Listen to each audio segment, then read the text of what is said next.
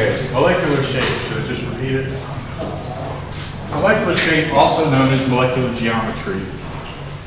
It's a misnomer. We're not talking about shapes of molecules. We're talking about the shape of an atom while it's in a molecule. As soon as I say molecule, you should think we're talking about strictly nonmetals from the periodic table. None of the metals are involved because now we're talking about molecules. We're talking about covalent compounds. And that's why I wrote this up here. Hydrogen, from the left side of the periodic table, that's a nonmetal. And here's the other nonmetals, or pretty much most of them, the main ones to think about. Boron is a metalloid, but I include it because it shows up in a few molecules. But it'll be helpful to realize we're only talking about these. So molecular shape is kind of a bit of a walk, but when you narrow it down to just this handful. Also, there's an analog to whatever you did for, say, nitrogen. There's a similar analog for phosphorus, whatever you know about oxygen. There's a similar analog for sulfur and selenium. Same with chlorine, bromine, and iodine. So I'm going to sort of outline carbon, nitrogen, oxygen, and fluorine, and you can infer about the ones below it from that. So let me remind you of this. If I just do let me do this. If you see carbon in a molecule,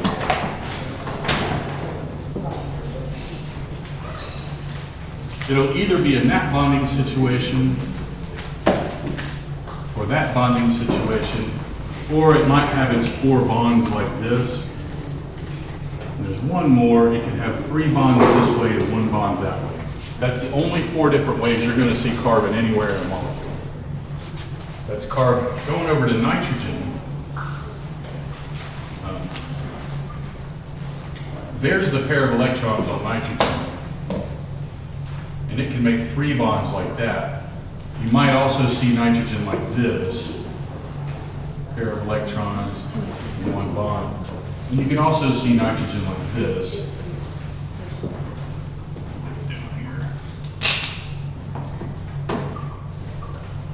Those are the only ways you're ever going to see nitrogen in a molecule. Nitrogen, oxygen.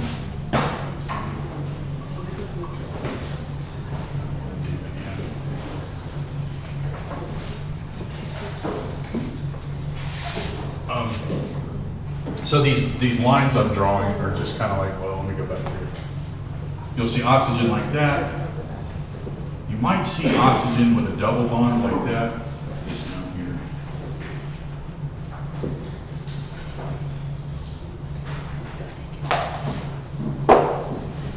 So those are the only 2 ways you're going to see oxygen in a molecule. And here, fluorine.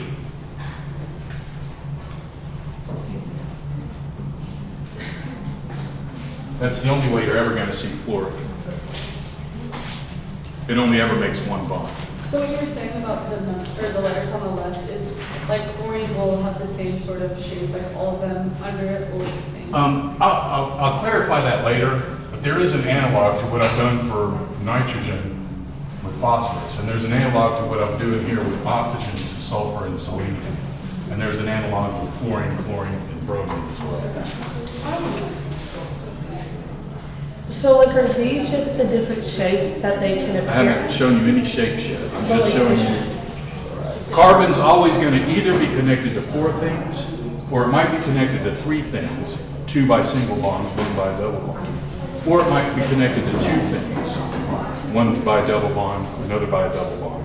Or it might triple bond to one side. Okay, so these are the different bonds. Yes, sir. Thank you. Some atoms. The different bonds. Like if carbon bond with like oxygen, like So on the other end of these bonds, I'm saying that's where another atom will be. But does it not do the same as 1 line? Why would there be the 2 dots instead of 1? Say again?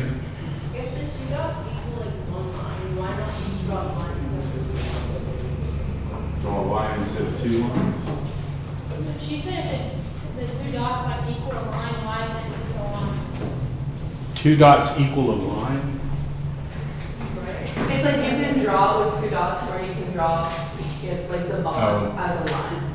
I thought the 2 dots were the Yeah. extra. I draw those as the lone pair. Some books might do that for the bond and have another atom over here.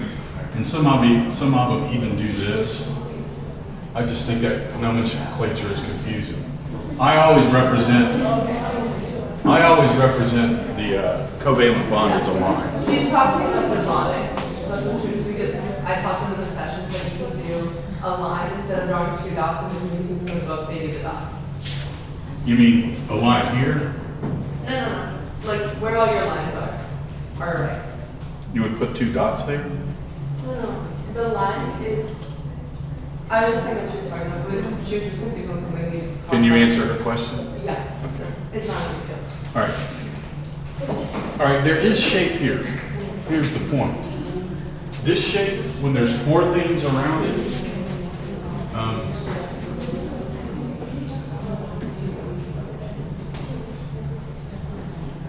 this whole line, there's 4 things around it. Pair of electrons in a covalent bond, electrons in a covalent bond. This one also has 4 things around it. Pair of electrons in a covalent bond, pair of electrons, pair of electrons. And here's that lone pair, that's 4 things. Some books use the word electron domains. This book uses the word groups. I'm going to use the word electron domains just because we already use groups for the column in the periodic table. But that's an electron domain, that's an electron domain, that's one electron domain, one electron domain. This is one electron domain. This is one electron domain. That's what I mean by electron domains. I'll come back to that, but this whole line has 4 things around it, and they are either a bond or it's a pair. But either way you look at it, they add up to 4. There's 4 here, there's 4 here. A pair, a pair, a pair, and a bond, that's 4. You see what I mean by 4 things around it? If there are 4 things around it, its shape, geometry. I had all these built the other day and somebody came and took them all apart. I will rebuild them.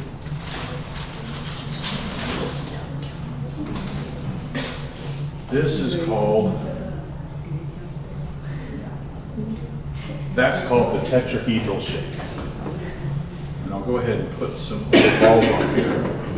So that whole first line across the top, the shape for all of those, if you see them in a molecule like that, it's called tetrahedral. Did you remember that from the first semester? Anybody remember the word tetrahedral? All right, so that's the tetrahedral shape. But there's kind of 2 layers. Tetrahedral, I put 4 things. So sort of your first glance is tetrahedral. So,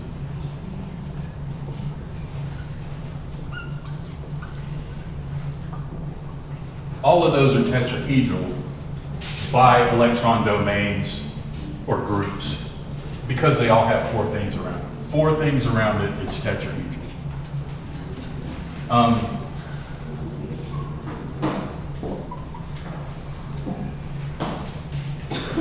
4 bonds and 0 pairs. Here there's 3 bonds and 1 pair. Here there's 2 bonds, 2 pairs. And here there's 1 bond.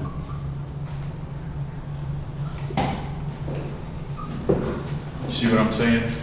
But they still add up to 4 things, electron domains, whatever you want to call it. All right, so they are all tetrahedral.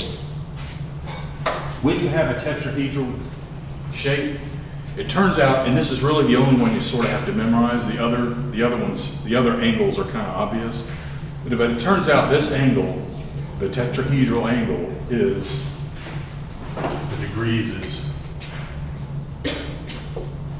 109.5 degrees. Okay. I haven't gotten to molecular shape yet, molecular geometry. I would just say this is electron geometry, sometimes it's called, because it's the electron domains, or it's where the groups of electrons are. The subtlety here is, let me not do this one, let me go here.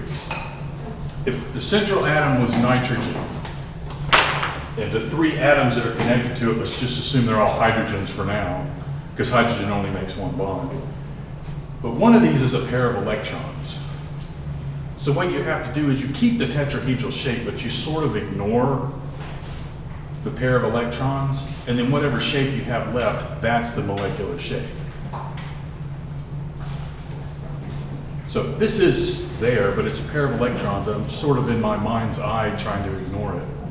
What would you be tempted to call that? Try something. If I just set it down like that, Up here. it looks like a pyramid. The pyramids in Egypt have 4 at the bottom. This one has 3, so we call this trigonal pyramidal. The shape for this is trigonal pyramidal.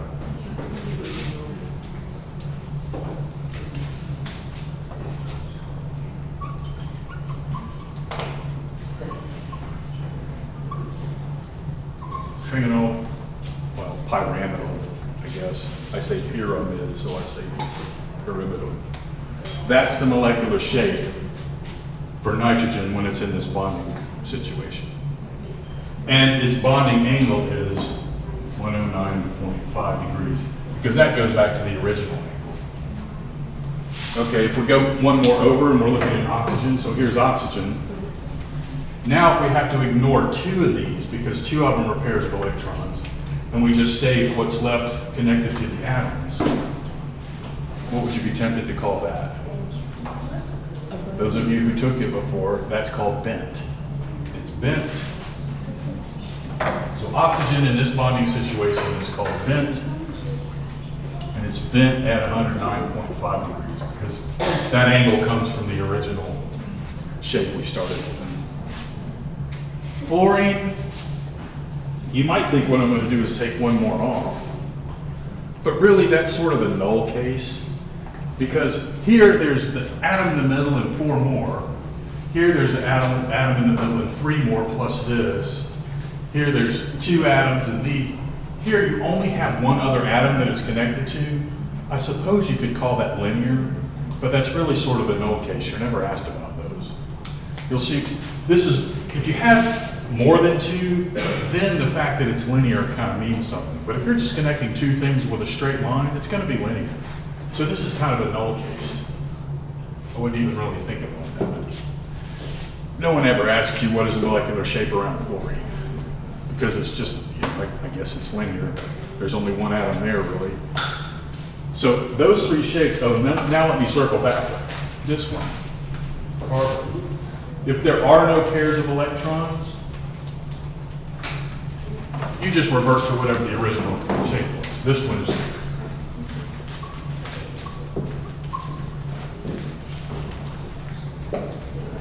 So carbon in this bonding situation is tetrahedral, bonding angle 109.5. Nitrogen in this bonding situation, trigonal pyramidal, 109.5. Oxygen like this, bent, 109.5. Those are the molecular shapes. So the trigger, like the ones you just circled, those are molecular shapes. Yep. But the tetrahedral, is that the geometry? What is the difference between those and the I wouldn't go trying to parse the definitions like that. I'm calling it the electron geometry is tetrahedral. And then with respect to atoms in the molecule, it's this. But don't worry about some kind of wordy definition of one versus the other. Just realize when you're asked, if you see carbon in a molecule, here's a molecule with carbon in it. And I said, what is the molecular shape around carbon? It's tetrahedral, and the angle is 109.5. If I had nitrogen, and I said, what is the molecular shape of nitrogen? You would say trigonal pyramidal, bonding angle is 109.5. Okay, so let me do the other ones. So these all go with this. These, if you have 3 things,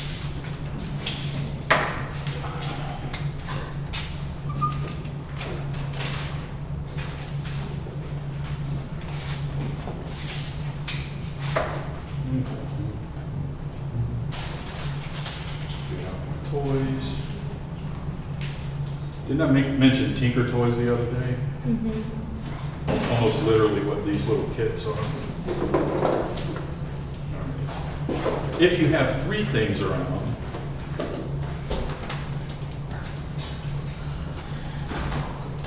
oh, this is where I like to. Boron, if I ask you to do its Lewis structure, you would do that. This is what I'll extend into bonds. So there's boron with three things around it. Here's carbon with three things around it. Here's nitrogen with three things around it. And that's really it. So boron is an example for one of the things you're actually saying. Exactly. Thank you. If you have three things around it, this is the shape it takes on. The reason they do these shapes is the electrons in the bond or the electrons in the pair of electrons are repelling each other. So this is what will happen if you have four things repelling each other, but they're still tethered to the center, trying to get as far away from each other as possible. This is what they'll do. If you've got three things trying to get as far away from each other as possible, you'll end up with this shape. Would you think the word triangle is part of the word? Try something. Yep. It's trigonal planar. Instead of trigonal pyramidal, this is trigonal and it's all in one plane. So the name of this, boron, or I'll say with three things in it.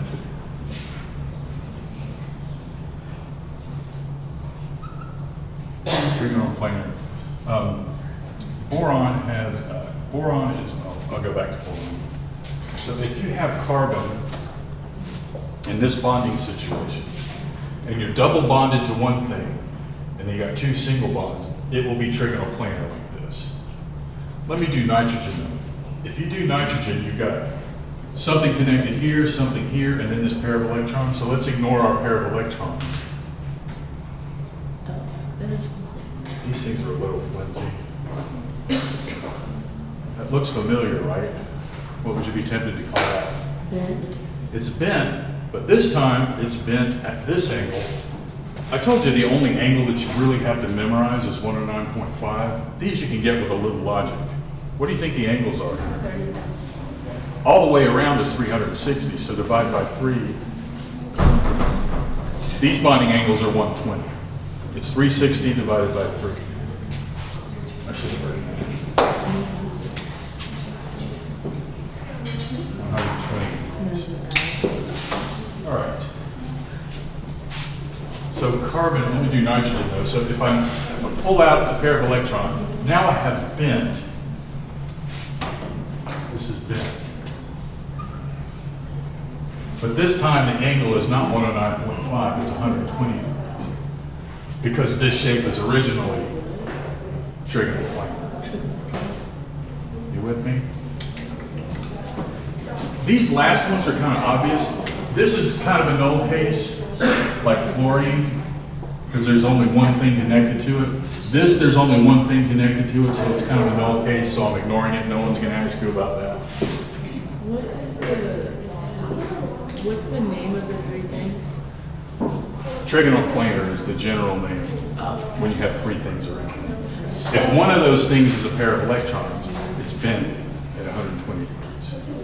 Would carbon and boron, would both of those be Yes. trigonal? Yes. Okay.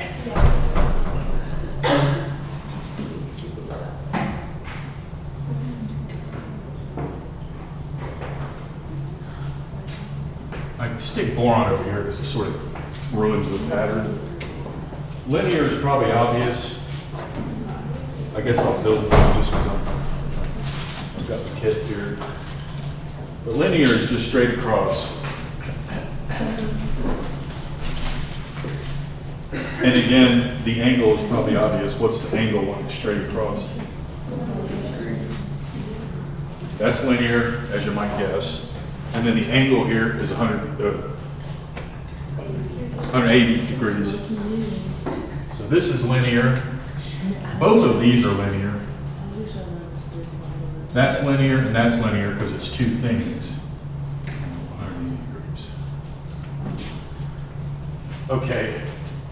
Do you remember me telling you that starting with phosphorus, you can have more than 8 electrons around a thing? So this whole thing about 8 electrons, boron doesn't do it, but everything else up here has 8 electrons around it. Even this, it's got 2, 4, 6, 8. Once you get to phosphorus, it can have more than 8, what we call an expanded octet, which introduces a couple more new 4 things around it, 3 things around it. This is 2 things around it, these. Linear, 180 degrees. So both of those are linear, 180 degrees. But phosphorus and sulfur and chlorine and any of these, they do sometimes obey the octet rule. So what I'm saying is, what I just taught you for carbon, nitrogen, oxygen, and fluorine, it's true sometimes for these. So if you're looking at a Lewis structure, sometimes these will only have 4 things around them. That is 8 electrons. And then that analog picks right up. I mean, I could literally go, sometimes you'll see phosphorus like that. Sometimes you'll see sulfur like that. And yeah, chlorine, bromine, and iodine, but those don't end up with molecular shapes because they only make one bond. So you also get a little bit about these too. Selenium as well. You'll see selenium like that sometimes because it's down here below oxygen. Okay, 4 things, 3 things, 2 things. 1 thing is sort of that null case that I keep skipping because there's not really a molecular shape there. I guess you could call it linear, but it really doesn't fit into this discussion. The last thing is to show you. I mean, notice if I have linear and one of them is a pair of electrons, well, of course what's left there is linear, I guess, but of course it's linear because there's only 2 things. 2 more shapes. And picture you having a full Lewis structure to look at to decide what the shape is. And really you're looking for how many things around. So let me do, I want to do 5 things first.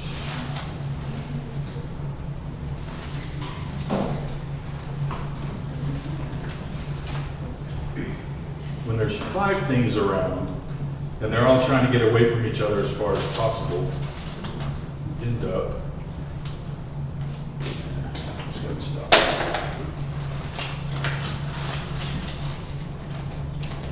This shape.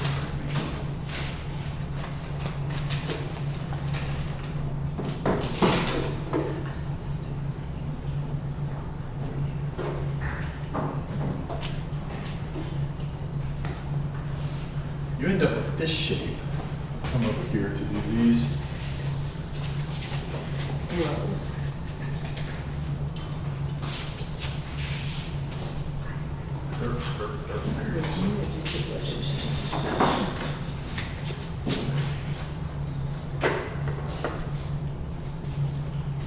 Five things.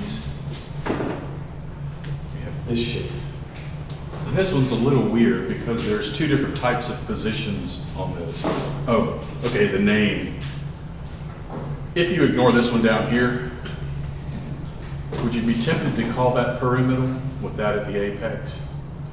Well, we look at that and think, okay, that's a pyramid, but there's also a pyramid pointing down. We just call this trigonal bipyramidal. This is the trigonal bipyramidal shape. What would do that? Like a noble gas?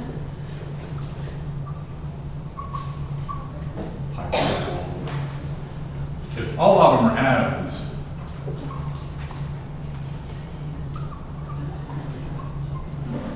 it just reverts to trigonal bipyramidal.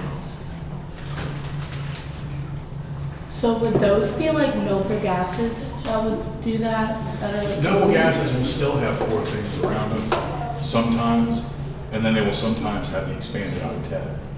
Because, maybe not for neon, but all the other noble gases are higher atomic number than phosphorus. So the rest of these can do this. It's basically everything down below here, including these noble gases. They can have the expanded octet, but sometimes they do, sometimes they don't. But assume you're able to look at the structure, the Lewis structure. Assume you're looking at the Lewis structure and you're trying to solve these shapes. I'll go through some examples. Okay, so all 5 of them are atoms. It just reverts to trigonal bipyramidal just like it did here. When they're all atoms, it's tetrahedral. When these are all atoms, it's trigonal planar. When these are all atoms, it just reverts to trigonal bipyramidal. If you, okay, oh yeah, okay, so there are these 3 positions here. We call those equatorial positions, and we call these axial positions. And here's the thing, if one of these is a pair of electrons, get this, and if I set it on a table, I could make it go tick, tick, tick, tick, tick, tick. So what do you think we call this? Imagine a little kid sitting here, a little kid sitting here, and they're going, it's called the seesaw. If it's 4 atoms,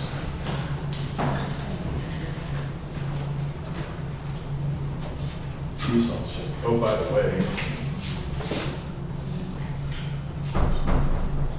this little section doesn't have it's not called a table, whatever. But if you look in the section in 5.9, it says representing molecular geometries on paper.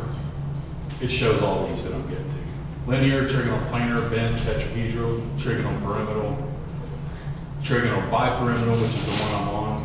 There's seesaw right there. And now I'm going to get to the last one. Your book doesn't go any deeper into this, so I left it there, but so let me not go there. I can remove one pair of electrons, and you get seesaw.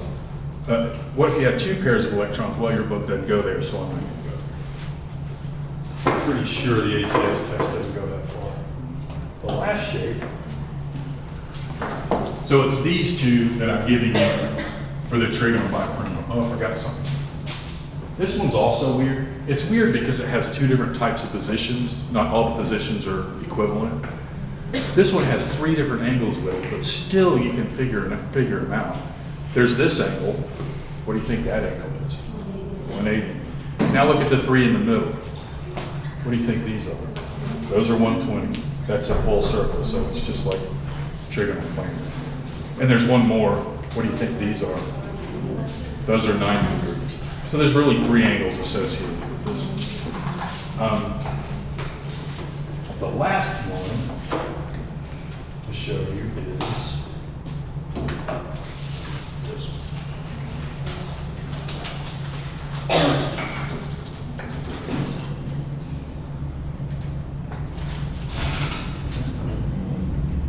How many things around it do you think there's going to be? There's 6, but there's a reason why you said 8. All right, so there's these.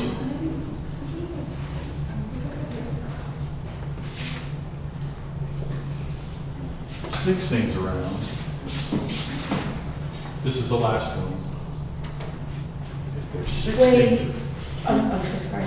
So does the seesaw go under the tri? This still has 5 things around it. Oh, crap. 4 atoms and 1 pair. Okay. So that still have 5 things around it. So that still has 5 things around it. But this is where one of them is a pair of electrons. Then it turns into a seesaw. Yes, sir. Thank you. There's 6 things around it. It's octahedral, and then of course there's some variations when there's pairs of electrons. But let me point something out.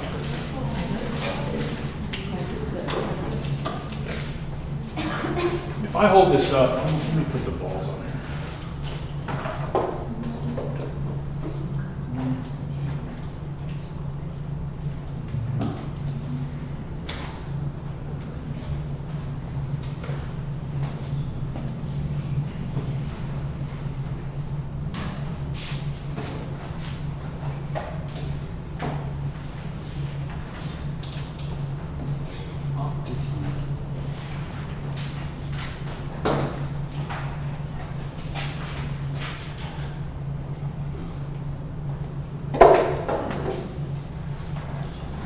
I said there's 6 things around it, and then I said octahedral. Does that bother you?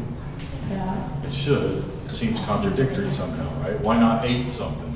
Or why not hexahedral? All right. When I called this tetrahedral, you were fine with it, and you thought, yeah, 4 things around it, tetra. But these 4 spokes coming out are not the reason we call it tetrahedral.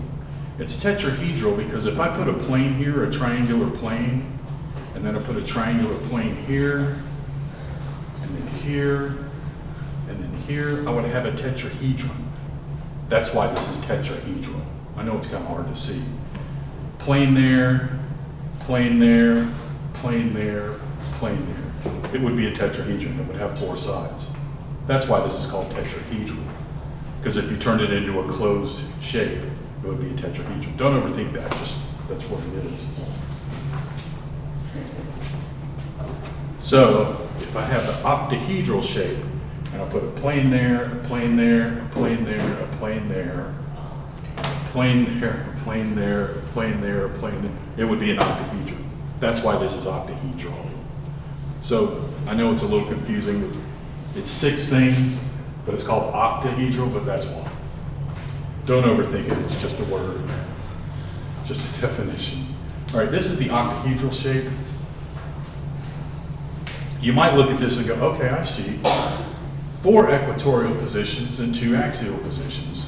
But that's not true because it really is, it's not like the one with 5 things. This is perfectly symmetrical. There is no different positions here, they're all the same.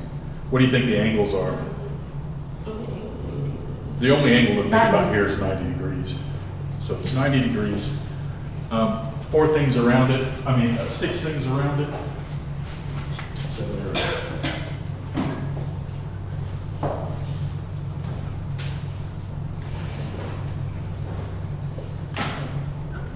It's on here.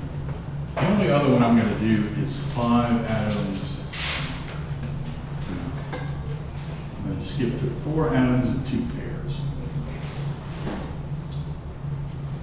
Those are the ones I'll do here because those are the ones your book does. Can I ask a question? What would the angle measurement be for the 5 things? There were 3 different angles with that. There was a 180, a 120, and a 90. So like we wouldn't be asked about. If I ask you, I'd just ask you for all 3, I guess. Okay. Okay, but this one is the only other one your book does. And I'm pretty sure the ACS test doesn't go beyond the first view. But square planar can show up. This last one on the bottom right on that page. If 2 of them are pairs and 4 of them are atoms for octahedral, then it's the 2 opposing ones will be the pairs. So if I remove that pair and that pair. If you have 2 pairs of electrons, they end up diametrically opposed on the atom. And then the atom on the molecule, and then these 4 atoms will be here. But if you ignore those, you can see why I would call that square planar. Square planar 90-degree angles. Okay. Molecular shape. Those are the basic molecular shapes, aka molecular geometries.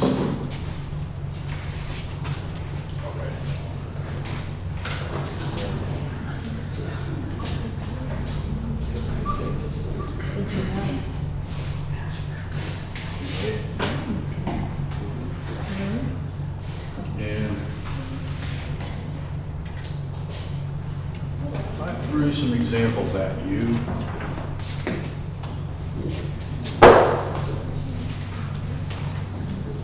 And this is me walking up and giving you Lewis structures. Iodine can have an expanded octet, so it's able to do this.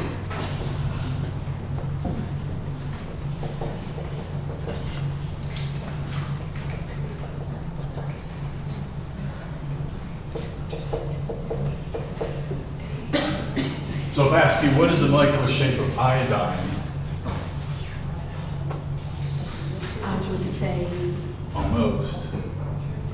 How many things around? seesaw, Yes. How many things around the iodine? 4 bonds. 4 bonds in 1 pair, that's 5 total things. So you go here and you go, its base shape is trigonal bipyramidal, but what's its actual molecular shape? Well, they're all atoms, no, there's 4 atoms in 1 pair, so this would be the seesaw shape for that molecule.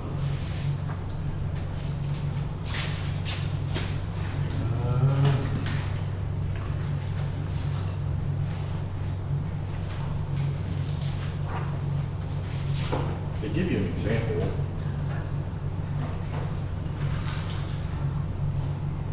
Square for it. But it's not in that chart. Let me skip that one.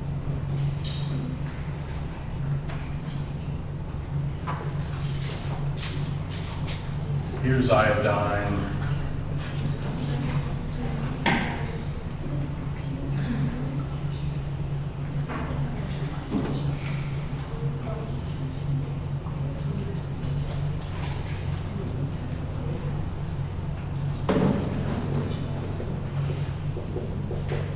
How many things around the iodine?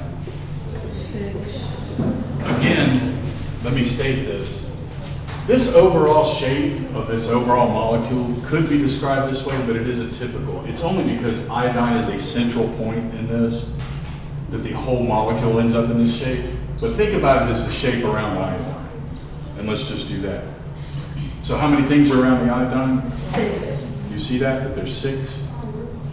So, if it would, Question? Did I just hallucinate? No question? Question. So, I'm guessing that would be square, linear. This one? Yes, sir. How many things around it? 6. Oh, yeah. You just couldn't read my writing. Square planar. Yes, sir. But what my question is, it says 4 atoms in 2 pairs, so that's 4 bonds in 2 lone atoms, like 2 lone atoms. But all of them count. Yeah, but like, would there be a different split? Is what I'm asking. Like, You mean if there were a 2 4. here and a 4 here? Yeah. There are shapes associated with those. But Okay. your book didn't go into them, so I just kind of left them off. so like for like atoms, are those the bonds? Like that's what I'm asking. When I say atoms, that's what's on the end of these lines. Yes, sir. Atom there, atom there, atom there, atom there. Yes, sir. So there's the atom. There's 4 atoms. That is, it's these lines that I'm indicating. Yes, sir. That's what I was. 4 of those lines and then that. So this has 6 things around it. 2 of them are pairs, 4 of them go to atoms. So that's the square plane. So for the things that's 4 things tetrahedral, does that mean tetrahedral is the base shape for everything that has 4? Yes. Even though there's a tetrahedral? It's 4 things, whether they're the atom that it's bonded to or a pair. There's 4 things here, there's 4 things here, 4 things here, and 4 things It's here. also tetrahedral. These are all base-shaped tetrahedral. But you have to look a little closer and decide, if I ignore that pair of electrons, what would the shape be? This one turns into a pyramid with a triangular base, so it's triangular planar. This one is just bent. Let me change these back.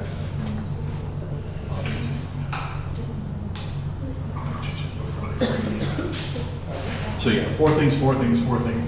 These all have that base-shaped tetrahedral, but the molecular shape that you're being asked for when you're asked a question like this is these.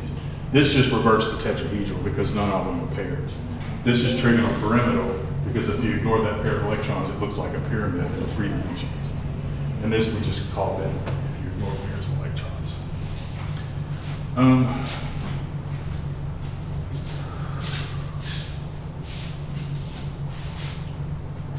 Your book did give you examples for some of those other shapes, but I guess I want to assign those. Or we'll just come back to them. I feel like we need to do them, but I want us to start lab at 3, so let me hit some examples here. So what I would give you for things to look at, I do have some questions I can upload on all the stuff I've been showing you. I just want to edit them a little more, so.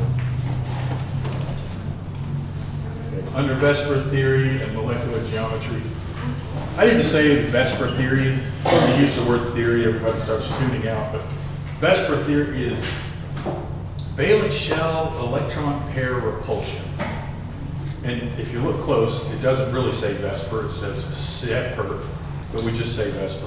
I don't know why. I guess because you can say it. But it's that idea that they're all repelling each other and they're trying to get as far away from each other as possible. If you've got two things tethered to a central point, they're trying to get as far away from each other as possible. That is electron pairs that are repelling each other, repulsion. You're going to get 180. If you've got three things, they're going to split out at 120 degrees. If you've got four things, it's going to turn into a tetrahedral shape at 109.5. If you have five things, it turns into that trigonal bipyramidal. If you have six things all repelling each other tethered to a central point, then you'll get that octahedral shape. So that's what Vesper theory is. It's the idea that they're going to be repelling each other, so they're going to get as far away from each other as possible. The examples, I want to erase this, and when I give you these as examples, I want to give you the Lewis structure for them. I just feel like Lewis structures is getting bogged down in this stuff. So rather just, I think molecular shape is obvious. If you can look right into the structure and figure out what it is. Let me give you a few examples where you actually have the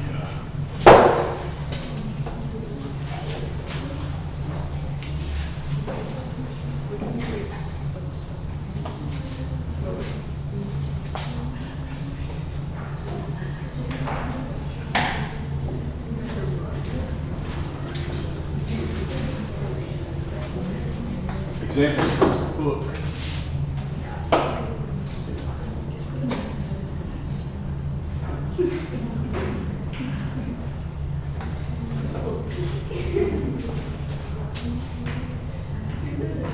Examples from your book 59A.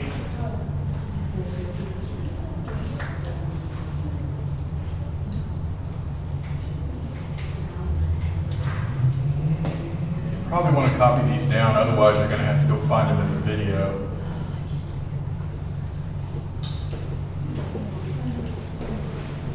That's A. What do you think the shape around carbon is? B.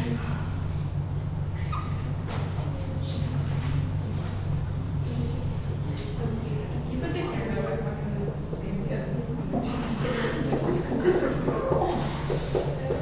Can you put the video back on? Fuck.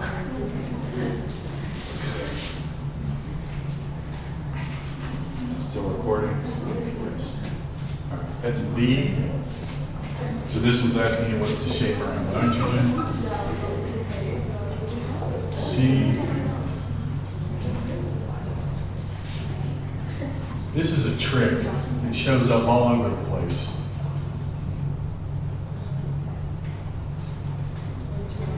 Lewis structures don't typically give you the three-dimensional structure. When we draw a Lewis structure on a flat piece of paper, we tend to just draw it the most simple, intuitive way to draw it. What's the shape around oxygen? My point is, if you're tempted to say linear, you're only saying it because of the way I drew it. This is oxygen with two bonds and two pairs of electrons. We call that bent 109 degrees, 109.5 degrees. Oxygen here is bent at 109.5 degrees.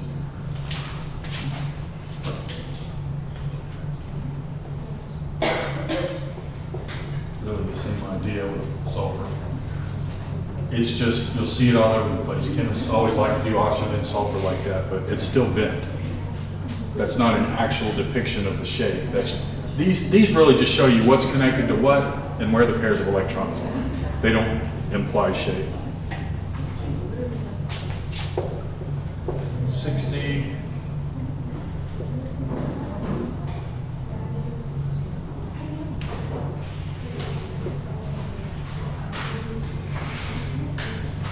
What's the shape around carbon? 60B is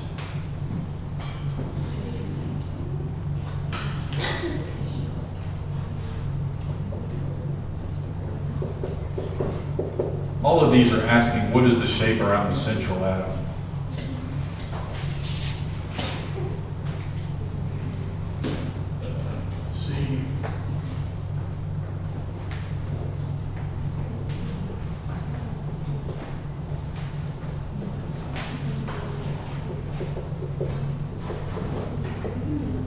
that one is what's the shape around carbon?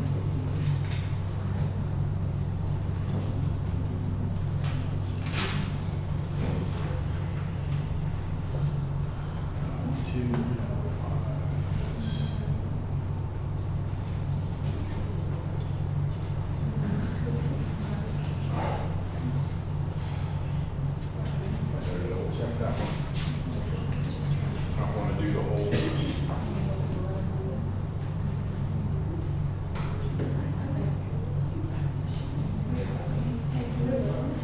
I want to do the whole Lewis structure.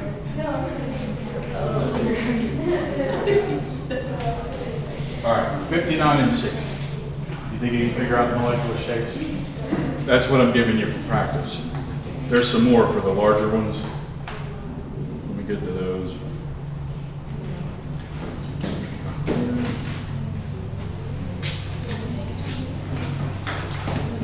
'59 and 60.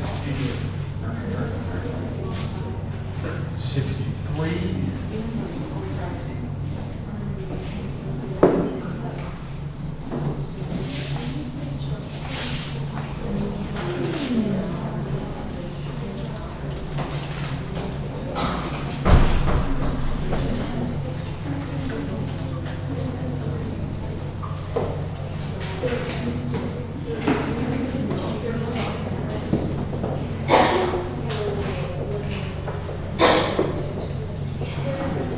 Just use this one as an example.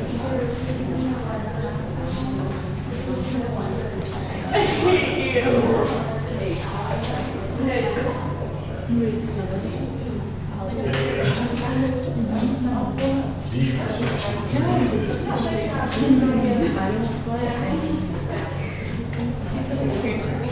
Because like, I don't think you're gonna put them.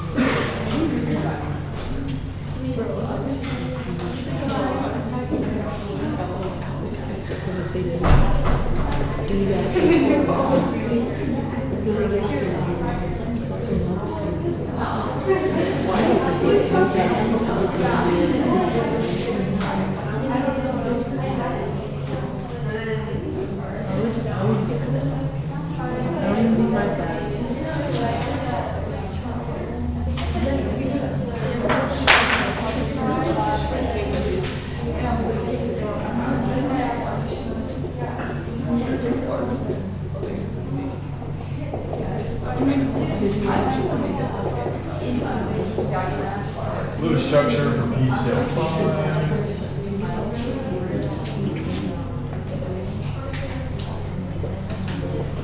D, the Lewis structure is RF5.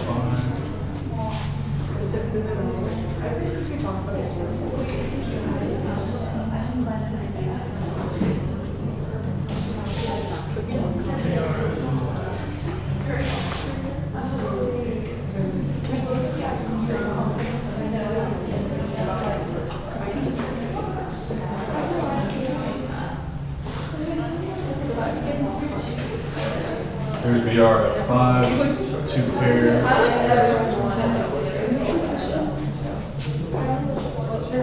64.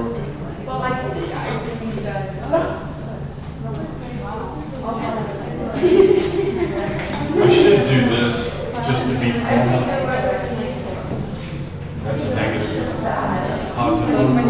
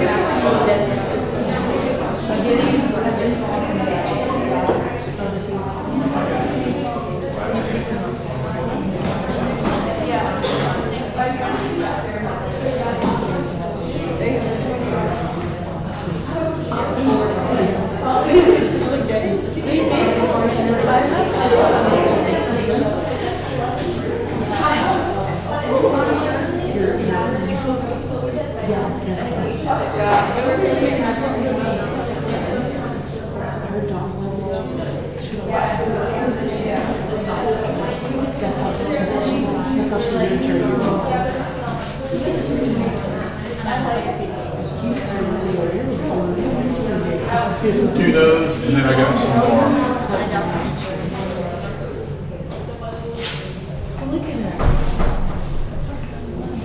Putting the brackets around it, putting the charge is just leaving it normal. Doesn't affect the shape. And then these are all unique things that have a central atom and everything comes out from the middle. I want to give you a few, you guys, I want to give you a few in other types of molecules that aren't necessarily a central atom. And those will be 65.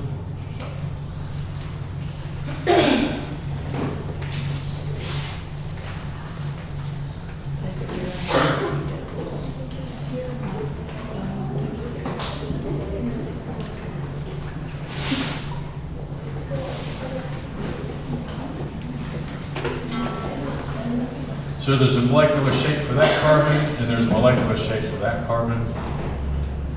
A. Oh yeah.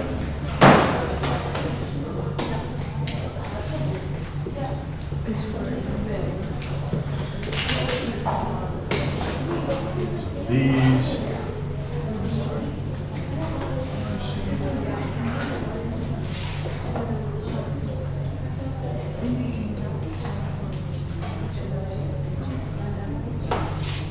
Sorry, this is C2H2.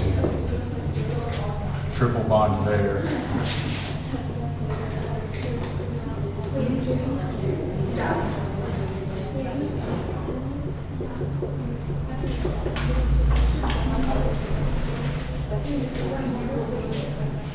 You remember what this was? What that shape is? Linear? Yep. What about carbon here? 1, 2, 3 things around it. Wait. I'm gonna guess.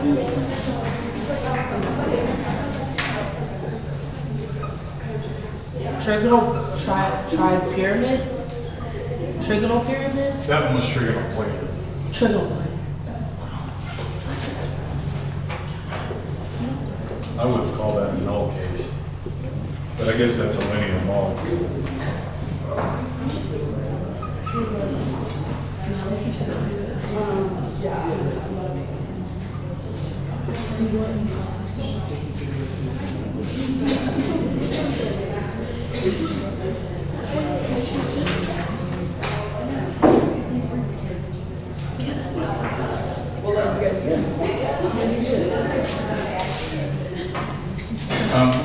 This is what I was calling a null case. These, what's the shape around N? Here, what's the shape around N? Here. All right. Use those to help you understand molecular shape. Probably do a little more on molecular shape, but that's pretty good. What else should I do, Lucy, for molecular shape? The book acted like it didn't go into some of those, and then there were some examples in the back of the book. I think that's it, really. Is that all that you had on your worksheets? My Like- worksheet was we're gonna do the chart method. The what? The what method?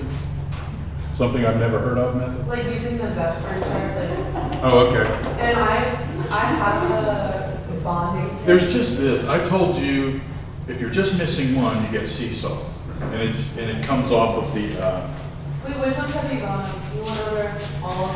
don't Now know. I skipped a few. Just let me allude to them. You won't need them for this practice. Okay. And just to remind you, I said that if you've got this shape, trigonal bipyramidal, and one of them is a pair of electrons, it will be the equatorial position, and that's how you get seesaw shape. Yeah. If two of them are missing, it will be the axial ones, and you actually revert back to trigonal planar. See what I'm saying? So that one I left out. Yeah. And I think you can even get, or maybe this one is T-shaped. Maybe that's why they go into it. I feel like This is also important. Let me go back to it. 'cause But it's hard to click until. we're you getting get to it. such exotic things that I feel like, most molecules are. What's also just weird, like, I didn't fully understand this until this unit that I just finished. Good. I just had my test on it. Good.